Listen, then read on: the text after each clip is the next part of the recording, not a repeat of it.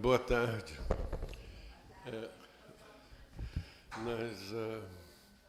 Hoje temos o prazer de receber aqui, estamos recebendo aqui, o Caetano Galindo, que vai falar sobre Ulisses Centenário, sobre Ulisses de James Joyce. Não é a tradução, ele mesmo fez a tradução do livro. O Caetano Galindo é professor da UFPR, do Paraná, né? E já traduziu mais de 50 livros do italiano, do romeno, do dinamarquês e, acima de tudo, do inglês, com destaque para a prosa de J.D. Salinger, a poesia de T.S. Eliot. Aliás, na conferência da semana passada, nós usamos, para falar de T.S. Eliot, do centenário de T.S. Eliot, nós usamos a tradução do Caetano Galindo, do Wasteland, do poema do T.S. Eliot.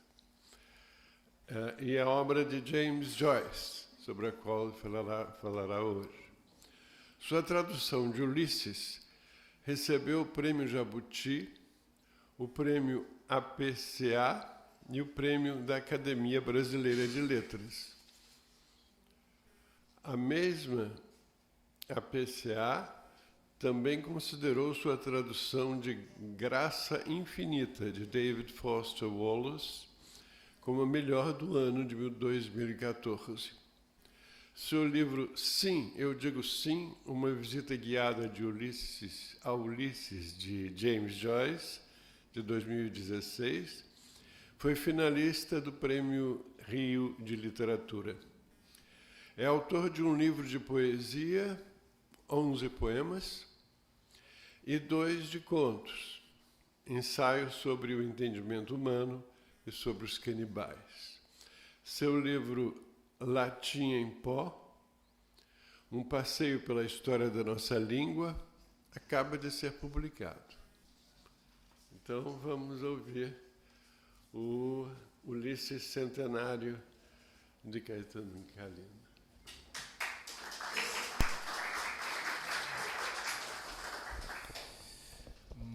Muito obrigado pela acolhida. Agradeço ao convite, o professor Sequinho, Antônio Cícero, todos, Torres, vou dizer pessoalmente, porque é por causa da nossa relação. Fui recebido já na entrada pelo Torres, é entrada de luxo na ABL dessa vez. Agradeço demais a possibilidade de estar aqui e o privilégio de poder falar sobre Joyce, poder falar sobre Ulisses, com gente interessada em Joyce e no Ulisses, né? As pessoas às vezes convidam palestrantes acreditando que o palestrante estará oferecendo algo, mas com uma frequência muito grande é a plateia, ao se dispor a nos ouvir, que nos oferece uma coisa muito preciosa, né? A gente adora falar de certas coisas, mas nem sempre encontra o público disposto, preparado e com vontade de ouvir. Então agradeço a vocês, a cada um de vocês, a disposição de estar aqui no Rio de Janeiro, numa tarde bonita como essa. Sempre tem muito mais o que fazer do que vir aqui ouvir o maluco falar de Ulisses. Então agradeço muito a possibilidade de estar aqui com vocês. Eu, ao contrário do que eu sempre fiz na minha vida, na minha carreira, eu vou ler esse texto, porque a ABL bota um pouco de medo na gente, né? A gente vem de roupa de ABL, escreve o texto para ler e tal, não é um negócio, não é pouca coisa, né? Ainda agradeço ao Rafael e a quem eu também devo vários agradecimentos, ao Rafael e a Lívia pela estrutura toda, e agradeço porque imprimiram uma cópia e deixaram aqui em cima da mesa. Eu tinha trazido o texto no celular e a minha mulher tinha me dito, não faz isso, não leva o texto no celular para a ABL, mas agora tem do papel, então eu fiquei com uma cara mais séria. Agradeço muito. Então vou lá, vou lendo aqui, mas eu vou, na medida do possível, mesmo quando eu não estiver olhando para vocês, mantenham-se cientes de que eu sei que vocês estão aí, estou pensando em cada um de vocês a cada momento. Às vezes a gente se perde no papel, né? Então vamos lá, Ulisses Centenário. A primeira edição do Ulisses saiu em Paris, onde Joyce morava, depois que praticamente todos os editores possíveis tinham dito não, a um romance que antes mesmo de estrear já vinha causando sensação e gerando escândalo. A publicação de trechos do livro em uma revista literária americana, por exemplo, tinha sido encerrada em 1920, depois de uma acusação de obscenidade que levou a uma sentença condenatória. O Ulisses conseguiu ser condenado antes de ser publicado. O livro só pôde vir à luz quando outra expatriada, a americana Sylvia Beach, resolveu encampar o projeto com o selo de sua livraria, a Shakespeare & Company, que jamais tinha se aventurado no mundo editorial. E no que depender dessa empreitada, ela provavelmente nunca mais pensou em publicar outro livro na vida. Com isso, naquele dia 2 de fevereiro de 1922, o sonho de Joyce de ver seu grande romance publicado no dia do seu aniversário de 40 anos pôde se realizar, 100 anos atrás, numa quinta-feira, como hoje. Um século é muito tempo, e nesses 100 anos muita coisa aconteceu com o romance de Joyce. Para começo de conversa, seus primeiros exemplares hoje se tornaram disputados e caríssimos objetos de colecionador. Os tipógrafos só conseguiram preparar 2 exemplares para o aniversário de Joyce, e nas semanas seguintes é que o restante da tiragem começaria a chegar em pacotes pequenos à livraria. Isso para dar conta da ansiedade dos assinantes, que haviam se cotizado para possibilitar uma edição que, no fundo, se assemelhava a projetos como os que hoje encontramos em plataformas como a Catarse. O Ulisses foi fruto de um esforço de publicação coletiva. Um livro que começa quase como uma improvisada edição de autor se transforma, 100 anos depois, num fenômeno editorial. O texto, contido naquelas capas azuis e brancas, também mudou completamente de estatuto nesse tempo. De sucesso de escândalo a obra cultuada, amedrontadora e pouco lida, chegando finalmente, a partir dos anos 60, a uma posição de clássico do cânone mundial. Talvez ainda muito menos lida do que poderia ser, mas inquestionável como parte do patrimônio legado pelo modernismo literário. Uma daquelas obras, como a de Eliot, como a de Proust, que acabam inclusive sendo lidas como que diagonalmente, por terem influenciado gerações de outros escritores que acabaram levando suas inovações e seu espírito, inclusive a leitores que não tiveram contato direto com o texto. Mas um século, repito, é muito tempo. E não deixa de ser interessante pensarmos de que modo um livro produzido num mundo e para um mundo tão diferente do nosso pode ainda se manter relevante. Ou seja, vale pensarmos de que forma um retrato de uma realidade centenária pode se manter atual. E para isso, podemos muito bem começar por uma fotografia. A imagem que vocês estão vendo ali foi feita nos primeiros anos do século XX, em Dublin, no que então era a esquina da Earl Street com a Sackville Street. Então, ela é mais antiga que o Ulisses, vocês podem dizer.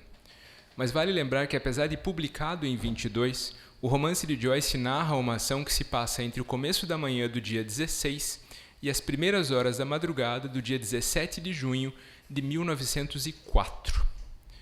É uma das mais conhecidas, ainda que mais subestimadas, das insistentes posturas anti-centro, de um livro que se passa numa cidade então periférica da Europa, que trata da vida de pessoas distantes de qualquer ideia de centro ou de topo da hierarquia ou da paisagem urbana, e apesar de fundar o modernismo e de em tudo e por tudo se caracterizar por um olhar para a frente, se dedica a fatos transcorridos 18 anos antes.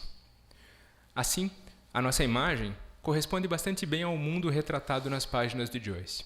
E aquelas pessoas poderiam perfeitamente corresponder a alguns dos personagens menores de um livro tão obcecado pela inclusão de nomes, descrições e histórias de pessoas reais em meio às suas experiências de ficção autobiográfica e de ficção pura e simples. Como no caso de Stephen Dedalus, que é o grande alter ego do Joyce no livro e no resto da sua obra, e especialmente do casal Bloom, Leopold Bloom e Molly Bloom, que na verdade moravam a pouco menos de 1 quilômetro dessa esquina aqui. E já é índice do impacto do Ulisses eu dizer uma frase como eles moravam a pouco menos de 1 quilômetro. Obviamente eles não existiram, mas eles morariam a cerca de 1 quilômetro dali.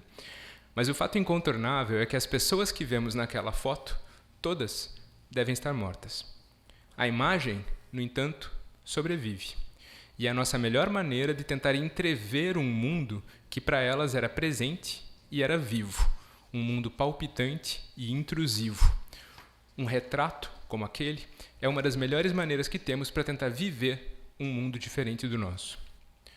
Outro fato incontornável, no entanto, é que aos nossos olhos não se trata apenas de uma imagem de uma cena antiga, mas de uma imagem que é ela mesma antiga, antiquada, envelhecida.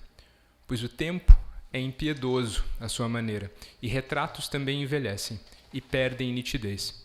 Mesmo os negativos de vidro, normalmente usados no período, acabam por se esmaecer com o passar do tempo, e o registro feito na hora vai também perdendo um tanto da clareza que tinha. Esse é o envelhecimento não do registro em si, mas do meio em que se dá o registro. O envelhecimento como que do suporte.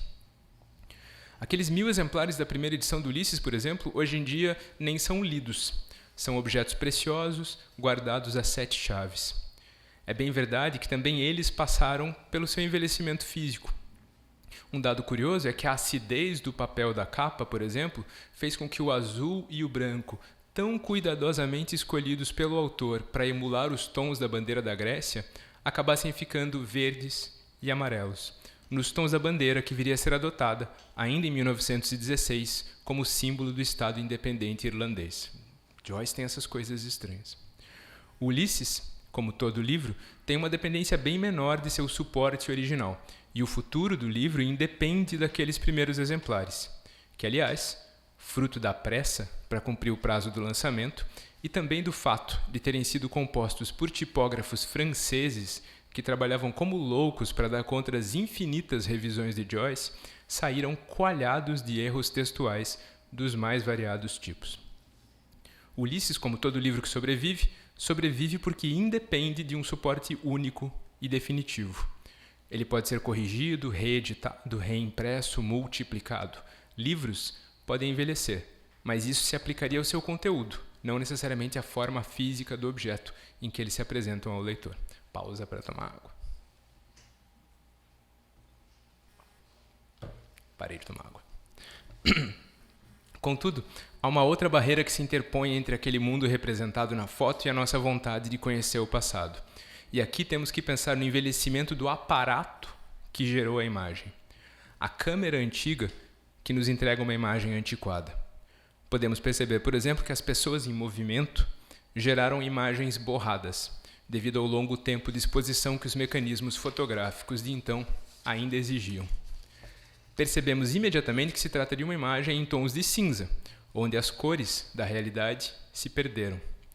E é aqui, quando pensamos na tecnologia de captação da realidade, que a comparação entre a foto e o Ulisses fica interessante de verdade. Aqui que eu tinha que parar para tomar água, eu tinha posto uma pausa aqui. Essa pessoa não pensa direito, né? Quando pensamos na atualidade de uma obra literária, normalmente nos referimos aos conteúdos que ela revela, explora, ilumina e expõe. Dizemos que continua capaz de se comunicar conosco graças aos traços comuns, por exemplo, que encontramos entre nós e seus personagens, sua trama ou suas ideias. Tudo muito mais do que bem, tudo muito bom, tudo muito adequado. Mas poucos livros seriam mais adequados do que o Ulisses para demonstrar o poder da técnica, do aparato de representação para garantir essa sensação de atualidade e, na verdade, essa impressão de que um texto ainda está longe de ter sido perfeitamente assimilado por nós, de que ele ainda parece, inclusive, estar à nossa frente. Em poucas palavras, as pessoas que Joyce retratou, fictícias ou reais, só podem nos parecer assim tão interessantes e semelhantes a nós, porque a câmera que o autor empregou para fazer seu retrato não era inferior às que temos hoje, mas era, na verdade, muito mais sofisticada do que podemos conceber. Ulisses pode tratar de gente que andava em bondes puxados a cavalo, recebia o leite na porta de casa, usava telegramas como forma de comunicação rápida dentro da cidade, vestia colarinhos engomados e corpetes. O Ulisses pode se passar numa cidade onde telefones eram raros, a luz elétrica ia começando a chegar, os jornais tinham mais de uma edição diária e o rádio ainda era uma novidade. Mas nada disso se coloca como problema para a nossa imediata sensação da atualidade daquelas vidas e daquelas situações. E isso se deve fundamentalmente à tecnologia empregada pelo romance. É como se Joyce tivesse chegado ao pré-sal da consciência humana, tivesse chegado, como Proust, mais fundo do que qualquer outro escritor, à essência daqueles indivíduos retratados, que, como sempre havemos de reconhecer, não é nada diversa da nossa. E para essa inédita operação de sondagem, ele precisou de ferramentas novas, bem afiadas. Se você hoje pensa em contar uma história, o primeiro mecanismo a ser empregado tende a ser a criação de uma voz, um narrador, que a partir daí se encarrega de dizer as coisas que vão acontecendo. E esse narrador, especialmente o dito narrador em terceira pessoa, aquele que não faz parte diretamente da história, é uma tecnologia muito importante no surgimento do discurso romanesco. Ele está presente no Dom Quixote, estava no Genji Monogatari, mais de meio milênio antes, e estava em Quérias e Calíroe, cerca de 1000 anos antes. O romance, afinal, não para de surgir. Mas nem mesmo nessas obras pioneiras essa tecnologia é a única.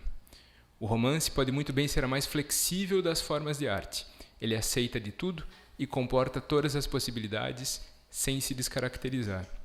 O grande florescimento do romance anglófono entre o século XVIII e hoje, desde muito cedo viu a longa narrativa em prosa se apossar de todo tipo de discurso. Cartas, diários, jornalismo, imitações de outros estilos, simulação do discurso histórico e das crônicas, o velho jogo de esta é uma história real, este é um manuscrito que eu encontrei no fundo de um baú. O Ulisses, aliás, vai estender aos limites do possível esse catálogo de formas, vozes e discursos canibalizados. Mas no campo da tecnologia de narração, que continuava embasando essas outras inserções, o romance também se flexibiliza desde cedo. Logo vemos, além de narrativas em primeira e em terceira pessoa, o uso do discurso direto para dar voz aos personagens, do discurso indireto para incluir na voz do narrador essas outras, e ainda no século XVII, nas fábulas de Jean de La Fontaine, por exemplo, os primeiros registros do discurso indireto livre. E é desse ponto que Joyce parte para renovar de maneira violentíssima e esplendorosa a técnica do romance naquele ano de 22. De certa forma, pode-se mesmo dizer que é a partir de uma análise dos recursos derivados de um emprego mais constante e mais flexível do discurso indireto livre que boa parte da tecnologia básica do Ulisses vai se desenvolver.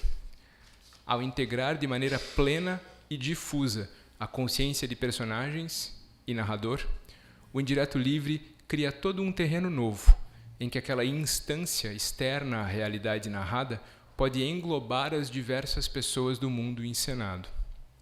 Mas, se você tiver a dedicação de Joyce à representação de outras vozes, outras pessoas e outros mundos, você também pode inverter essa operação. E o que ele realiza, no que por vezes é chamado de estilo padrão ou de estilo inicial do Ulisses, tende a ser justamente o contrário. Uma constante operação de diminuição das capacidades e da estabilidade discursiva daquele narrador, que vai sendo tão constantemente permeado pelas vozes dos personagens que acaba como que se esgarçando, se esfiapando e mantendo para si apenas as tarefas mais elementares da condução da narrativa.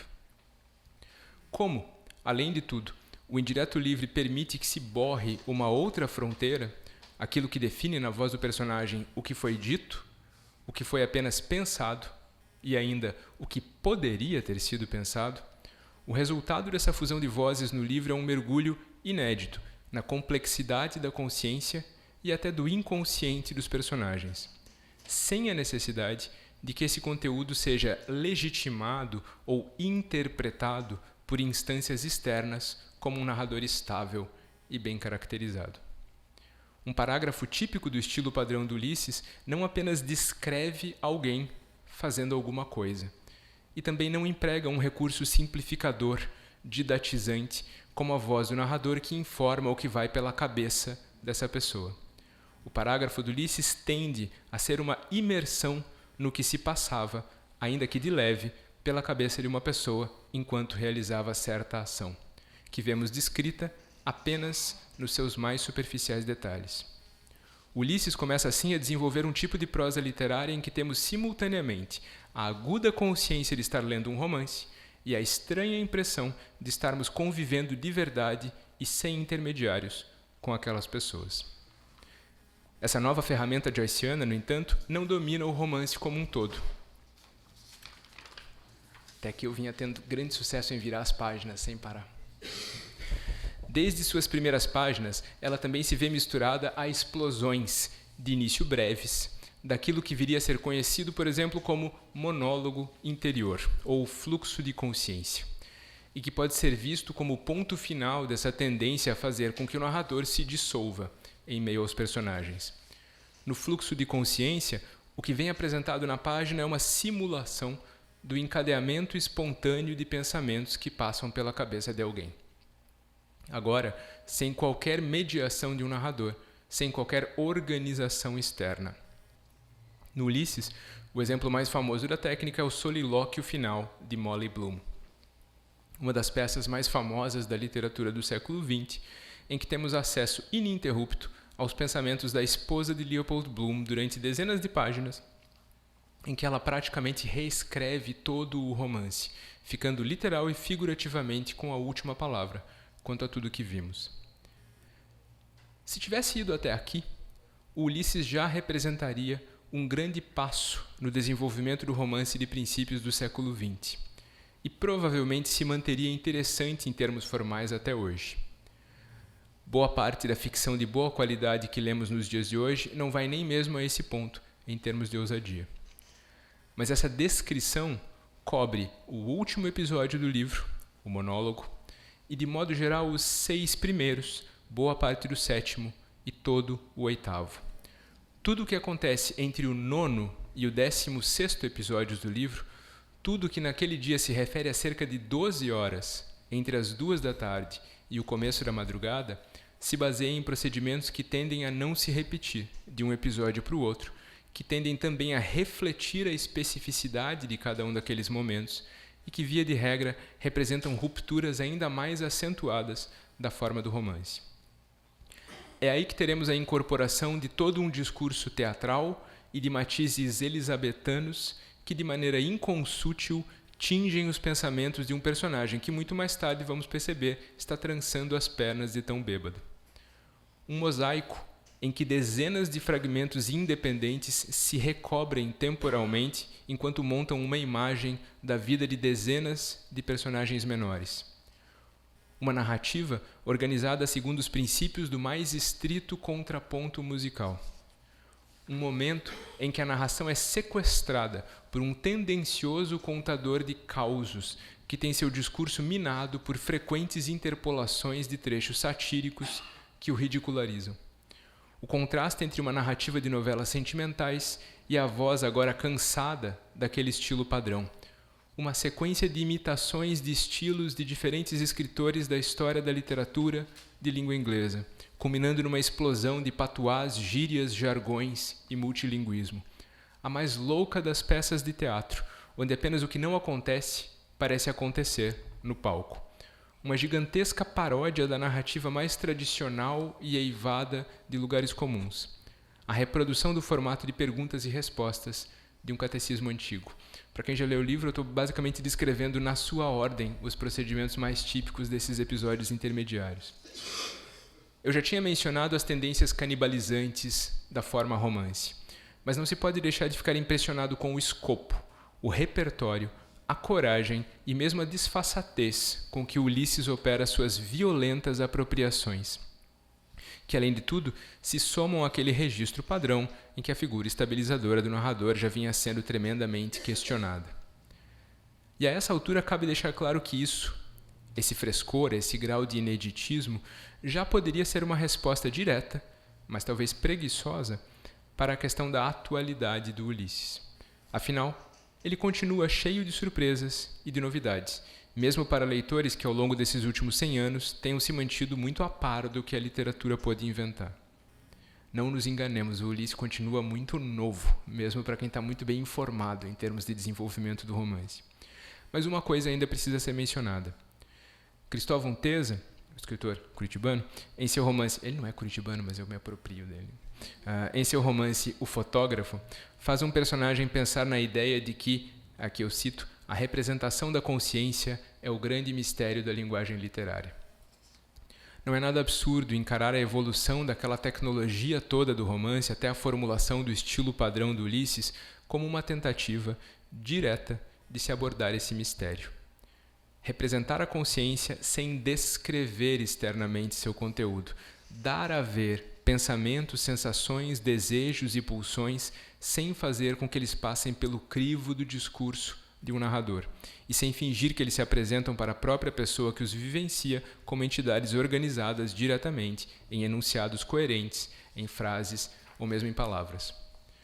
Evocar aquele conteúdo precioso e frágil que não pode ser descrito sem ser destruído pelo ato da apropriação e da transmissão.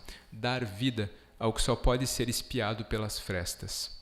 Dar a ver, inclusive, o erro como erro, a ilusão como ilusão, sem julgamento externo, sem acabamento, sem correção. Isso pode parecer um pequeno detalhe, mas eu acho uma das coisas mais humanamente impactantes do Ulisses, o quanto o livro compactua com os equívocos dos personagens. O livro jamais corrige uma percepção errada, uma ideia equivocada, uma interpretação atrapalhada de alguém. Muito pelo contrário, o livro compra essas ideias e as reproduz como suas. O estilo padrão do Ulisses só pode ser devidamente avaliado tendo esse horizonte em mente, de que ele é um acesso para camadas e conteúdos previamente inexplorados. E o mesmo se pode dizer dos recursos mais arriscados e selvagens daquele Ulisses vespertino e noturno. Porque o fato é que se pode ir além, e se pode afirmar que a maior inovação formal do Ulisses nem é essa liberdade formal. Ela, na verdade, reside na percepção de que apenas a leitura mais aprofundada pode fornecer, de que mesmo a percepção que apenas a leitura mais aprofundada pode fornecer, de que mesmo aqueles recursos mais loucos, mais carnavalizados, indisciplinados, inéditos e chocantes, no fundo funcionam no romance como instrumentos de realização daquela mesmíssima tarefa, representar a consciência humana. O momento em que se percebe que nada é gratuito no Ulisses, que mesmo os momentos mais escandalosamente metaliterários, em que o livro parece apenas estar se divertindo em sua liberdade e em sua absurda competência de incorporar outros discursos, o momento em que nos damos conta de que a ideia de que o avô falecido de Leopold Bloom possa descer pela chaminé de um bordel de Dublin para passar uma descompostura no neto é, na verdade, mais que uma piada, um meio extremamente eficiente e econômico de ilustrar as dúvidas, os traumas e as obsessões do personagem. Esse momento é também o momento em que nos damos conta da enormidade da tarefa que Joyce se propôs e da extensão do sucesso que ele obteve. Sua representação da vida e da consciência daqueles habitantes de um mundo mais que centenário não pode envelhecer, precisamente por causa da prodigiosa energia e da espantosa honestidade com que ele se dedica à mais importante de todas as tarefas do romance: ir além da fotografia e penetrar no conteúdo mais cifrado e mais protegido da consciência daquelas pessoas. A tecnologia que ele desenvolveu para sua tarefa lhe permitiu desenterrar tesouros de uma ordem de magnitude inédita. Permitiu que ele trouxesse até nós os pensamentos, as taras, os medos, as dúvidas e as angústias que habitavam cabeças que, por mais que estivessem escondidas sob toucados engomados ou cartolas, eram absurdamente parecidas com as nossas. Olhem, por favor, mais uma vez para aquela foto. E me digam se depois desse pequeno passeio pelo poder da técnica de representação do Ulisses, a ausência de cor, a ausência de definição e talvez mesmo a falta de movimento, de sons e de cheiros não ficam insignificantes diante do poder de perguntas como: mas o que será que aquelas pessoas estavam pensando? O que será que elas queriam da vida? A câmera que Joyce desenvolveu pode responder. Mas essa história do envelhecimento das imagens precisa passar por uma outra discussão. E para ela eu gosto de pensar num outro símbolo do outro lado do Atlântico. Um presente do governo francês aos Estados Unidos da América por ocasião do centenário da independência americana em 1866, décadas antes do momento registrado na nossa foto irlandesa. Imaginem então a Estátua da Liberdade. O monumento é todo revestido de cobre, e quando foi inaugurado, não tinha a aparência que você provavelmente evocou na sua cabeça, agora há pouco. Ela era dourada. Em poucos anos exposta aos elementos, ela escureceu e ficou marrom. Mais algum tempo, e a pátina que a recobriu lhe deu finalmente o tom esverdeado que nós conhecemos. Isso estava previsto. Gustave Eiffel, o famoso arquiteto da Torre de Paris, projetou a estátua contando com esse envelhecimento, com essa evolução, com essa mudança. Tudo isso faz parte do processo não de decadência, mas de fato de evolução de um monumento vivo. Livros, como nós já vimos, evoluem de maneira diferente. Isso não impede que o exemplo da Estátua da Liberdade tenha também a sua utilidade, porque imagine agora que você queira comprar uma reprodução daquela estátua. Uma coisa de plástico, que não vá sofrer nobres e elegantes mudanças de aparência graduais para refletir a passagem do tempo. Algo que você possa ter em casa. A minha pergunta é, você quer uma réplica dourada, como a da estátua que foi vista pelos nova-iorquinos em 66, mas jamais registrada, em tempos de fotografia em preto e branco? Ela seria historicamente precisa, mas não corresponderia ao que você espera quando pensa na estátua. O mesmo vale para a versão marrom da Senhora Liberdade, que também existiu, também nunca foi registrada em cores e sobreviveu apenas na memória de quem a viu naquele momento. Fazemos então uma réplica da estátua hoje? Repare que isso significa curiosamente que estaríamos, e estamos, optando por reproduzir não o original, inacessível, mas o envelhecimento do original. E por que eu estou falando disso? O Ulisses sobrevive hoje em centenas de milhares de exemplares impressos. Caros, baratos, maiores, menores, antigos, recém-saídos da editora. Sobrevive na mente de cada um de seus leitores. Tudo isso é verdade. E isso acontece no mundo inteiro. Porque outro curioso desdobramento do futuro dos grandes livros é que eles precisam de uma mãozinha para chegarem a um verdadeiro estatuto de obras universais. A literatura, como bem dizia Walter Benjamin, é de certa forma a menos universal das artes, por ter de se ver acolhida de saída por um idioma determinado. Entre os 7.000 que a humanidade fala hoje. E falava mais em 1922. Idiomas se extinguem talvez num ritmo de 1 a cada 2 dias, segundo algumas estimativas dos tempos atuais. E livros, assim, são traduzidos para poderem se universalizar. Como peças de música clássica, eles sobrevivem também a partir de interpretações sucessivas, e sempre novas, definidas por fidelidade, mas também por invenção, respeito e assinatura pessoal. Romances que sobrevivem de verdade não são apenas reeditados, são reescritos e reapresentados para mundos diferentes, em momentos diferentes, pois uma tradução realizada nos anos 40 responde a parâmetros de editores e de leitores diferentes daqueles que regem a produção, a publicação e a leitura de uma tradução no século XXI. Fotos antigas podem ser reproduzidas, digitalizadas, multiplicadas e até colorizadas. Heresia das heresias. Mas livros não só podem, como precisam ser completamente refeitos, vezes sem fim. E que livro o tradutor vai reproduzir?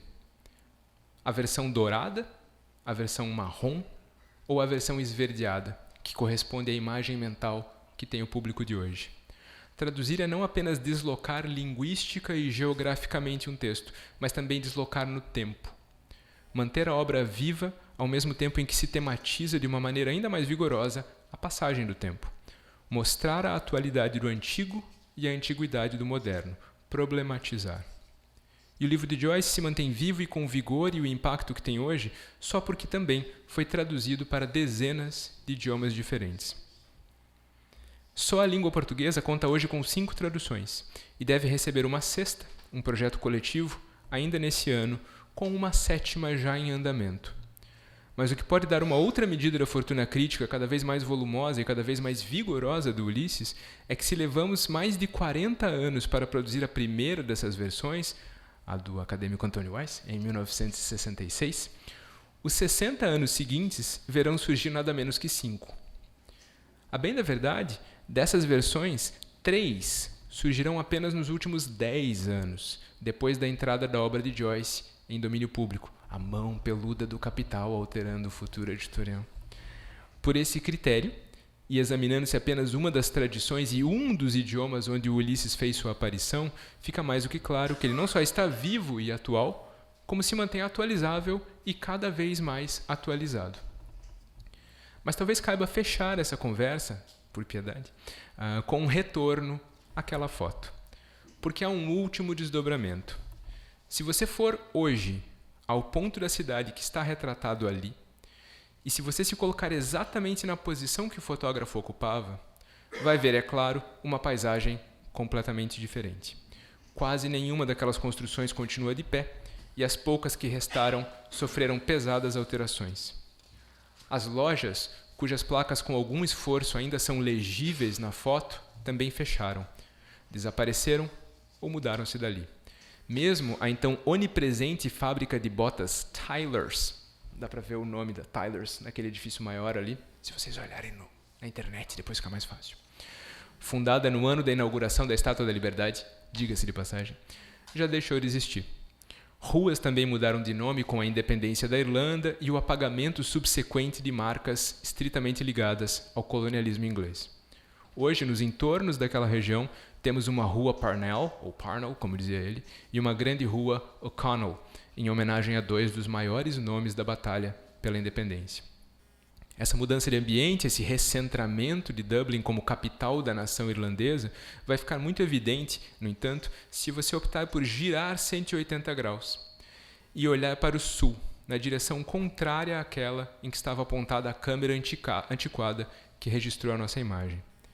Se o autor daquela imagem tivesse feito esse gesto, se voltado para trás, ele imediatamente veria em grande destaque uma altiva coluna de granito de mais de 40 metros que homenageava um dos maiores heróis ingleses, o almirante Horatio Nelson, vencedor da Batalha de Trafalgar, cuja estátua lá de cima olhava para a cidade desde a inauguração daquela obra 100 anos antes da nossa fotografia. É um monumento que, além de tudo, era uma repetição da coluna, que até hoje serve de base para outra estátua do almirante, mas no centro de Londres. A verdadeira capital do Império, aqui no século XIX, pertencia a toda a Irlanda. E a coluna de Nelson resistiria ali por mais algumas décadas. Mas com todo esse pesadíssimo simbolismo colonial, ela acabou sendo o único ponto da cidade de Dublin a sofrer um atentado durante os momentos mais violentos dos ataques do exército republicano irlandês, tendo sido tremendamente danificada por uma bomba em 1966 e posteriormente destruída. Em 2003, depois de muita discussão sobre como marcar a substituição do marco colonial por um outro monumento, a cidade de Dublin inaugurou, naquele mesmíssimo lugar, uma gigantesca espira de 120 metros de altura, toda de aço inoxidável, projetada e concebida para marcar a superação desse passado. Portanto, se você nesta quinta-feira estivesse lá e fizesse aquele giro de 180 graus, no que hoje é a esquina da North Earl Street, com a viela da Earl's Place, acabou a imaginação do pessoal, deram o mesmo nome para os lugares, iria ver algo muito mais imponente e muito mais moderno. Algo com cuja viabilidade, em termos de estética, de arquitetura e de engenharia, os cidadãos da Dublin dos primeiros anos do século XX nem ousariam sonhar. Mas se você baixar os olhos do topo da espira e prestar atenção ao espaço que fica logo à direita dela, vai ver que não muito longe do reluzente monumento à modernidade, entre a base de onde se ergue aquela agulha e o lugar onde você está, existe um outro monumento, muito mais discreto. Uma estátua de bronze, em tamanho natural, colocada sobre um soclo bem baixo e largo o suficiente para que turistas subam ali para tirar fotos abraçados com aquela figura, que os dublinenses, sempre inclinados a dar apelidos rimados aos monumentos da cidade, resolveram chamar de The Prick with a Stick, o mala da bengala, digamos assim em português. Quem é aquele sujeito? James Joyce. Congelado pela escultora Marjorie Fitzgibbon numa pose relaxada, com um chapéu enviesado e o olhar voltado para o céu, ou quem sabe para a ponta daquela espira. É bem verdade que quando a estátua foi instalada naquele local, a espira nem tinha sido concebida, mas Joyce tem seus poderes. É perfeitamente possível que novos quadros políticos, novas ordens e desordens no tecido social, novas reclamações de dublinenses irritados com o que já chamaram de estileto do gueto, a Espira, possam um dia culminar com a remoção da Espira, substituída por algum novo monumento que represente melhor desejos e percepções de uma população que pode ainda nem ter nascido. Mas se você me pergunta, eu acho muito menores as chances de que o mala da Bengala acabe sendo retirado de seu modesto soclo. O Bloomsday, a festa que celebra aquele dia 16 de junho, é hoje praticamente um feriado nacional da Irlanda. Entre leitores, entre não leitores, turistas, tradutores e escritores. O impacto que o livro deixou é de outra ordem. E talvez seja perceptível na expressão satisfeita de Joyce em sua estátua. Feliz, com a certeza de que o seu verdadeiro monumento, Aere Perennius, mais duradouro do que o bronze, instalado originalmente entre aquelas capas azuis e hoje reproduzido no mundo inteiro, não pode e não vai ser demolido, não pode e não vai ser substituído. Embalado pela percepção de que seu retrato do mundo de 118 anos atrás continua vivo, presente, atual e mais moderno do que nunca. Acabou.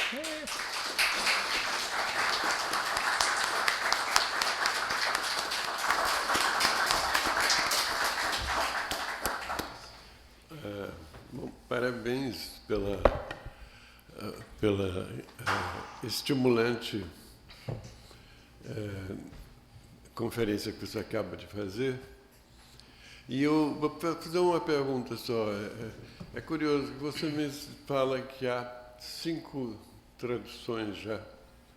Quer dizer, eu não sei se a sua está entre essas 5. Está, uma delas, né? De qualquer maneira, já havia 4 quando você fez a sua tradução. Já havia 3. A minha foi a quarta. Ah, é? A última tradução portuguesa foi feita depois da minha. Curiosamente, a maior parte dos livros traduzidos são traduzidos uma única vez. Por que esse livro? Por que Ulisses? Por que lhe parece que Ulisses e alguns outros, pouquíssimos livros, têm várias traduções? E Ulisses, você pensa, inclusive, que pode ser mais traduzido, né? A resposta honesta que eu podia dar em cartório com testemunhas não tenho a menor ideia. No caso do Ulisses, eu acho que assim, de maneira geral, isso denota a vida do texto. Isso denota o quanto o texto continua incomodando, inclusive, e precisando de reatualizações e tal, né? Eu normalmente uso esse exemplo da Estátua da Liberdade para falar justamente disso, do quanto o envelhecimento do original é de uma ordem e o envelhecimento da réplica é de outra ordem. Sim. Isso acaba tornando necessário que réplicas sejam necessariamente alteradas. E traduções são reproduções. Elas precisam ser refeitas com o passar do tempo. Isso não quer dizer nada de ruim sobre elas, né? Isso eu acho muito, muito ok. Então, num certo sentido, aponta para a vida do texto. O texto precisa ser retraduzido porque as pessoas querem continuar lendo e as traduções feitas em outro momento não respondem ao que elas esperam agora de uma tradução. Mas o problema, Joyce, é de outra natureza no Brasil. Tentar entender... Porque a gente diz a língua portuguesa, mas é bem verdade que se eu estou contando com esse horizonte de que o Ulisses pode chegar a 7 traduções em breve, 5 delas são brasileiras.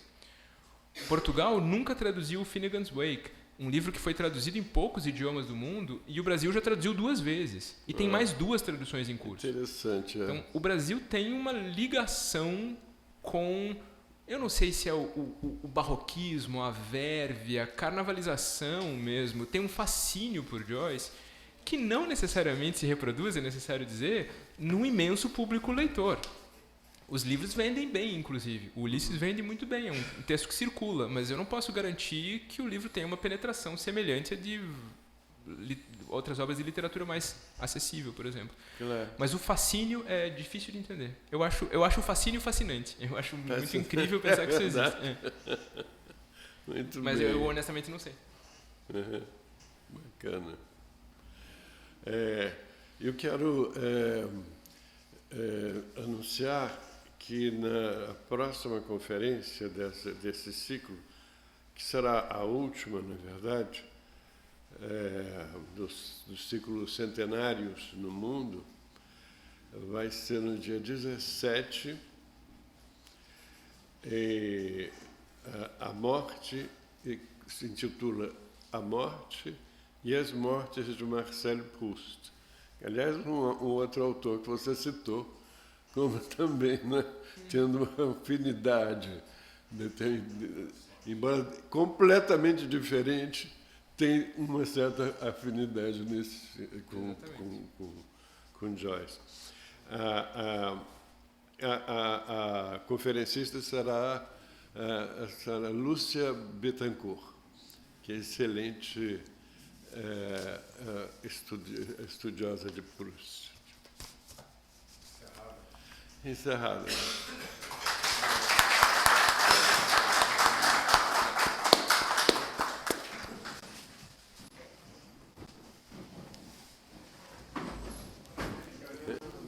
Você acha que foi bem direitinho?